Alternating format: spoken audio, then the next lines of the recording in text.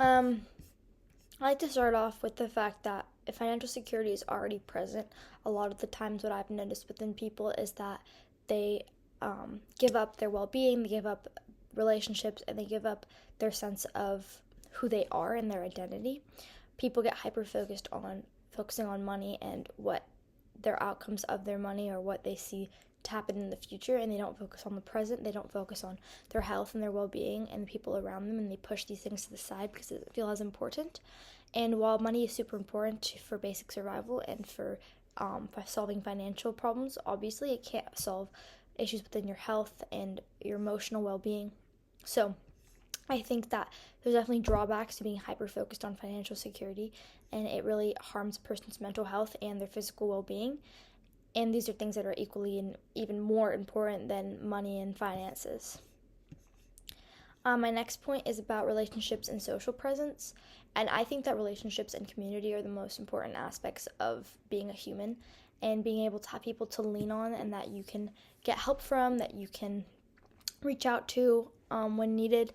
And I think that having a community and having these connections with people become more important down the road. If you're somebody that's very involved in another person's life, they feel more inclined to help you out if you help them out.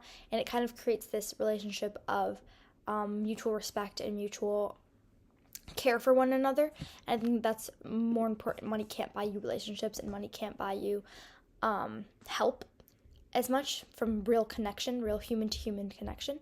And we need people who are actually friends with each other and who care about us, because not solely because of what we can do for them or what they can do for us, but because they know us and they trust us. And I think that relationships are super important to personal well-being and emotional as well.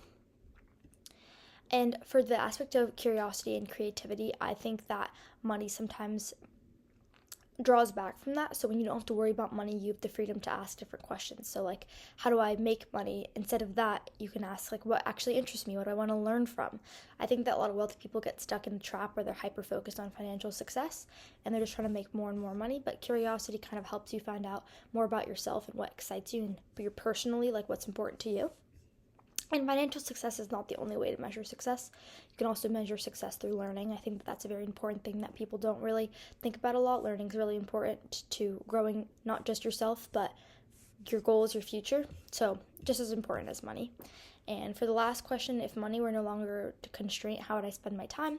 Kind of relating to my last answers, I would definitely spend more time with the people that I care about the most, because I definitely feel like with school and worrying about college and everything, a lot of those connections are pushed to the side, and I would love to spend more time with the people that I care about, the people who make it possible for me to think about money, think about all these other things, and I think that I would do more things that kind of make me feel more complete, make me feel happier, which is real human connection, spending time with people that I care about. And yeah, I think that that's definitely something to keep in mind, and I think that relationship is very important, and it is super important to personal wealth and well-being.